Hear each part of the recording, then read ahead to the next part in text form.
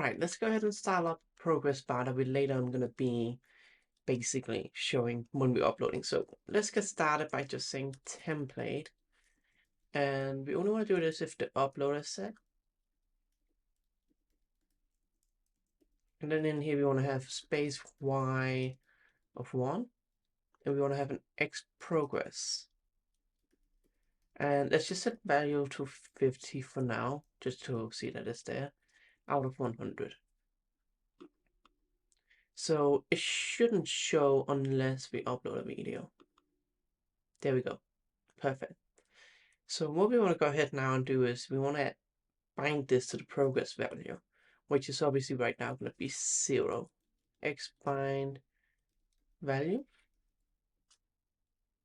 And then we want to go in here and listen to this uploader on progress, this progress of detail. So if we go ahead and upload a video now,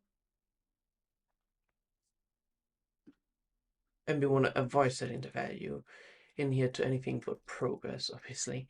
So let's refresh this.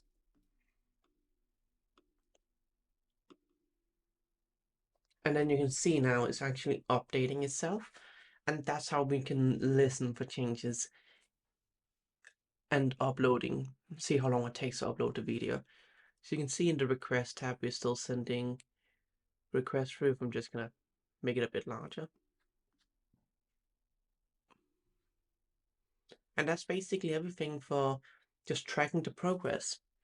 So that's how you will do that. So if you want to optimize it, we can potentially look at that later on, but for now the next step in the video will be to being able to store details of the video, such as description, tags, and thumbnail.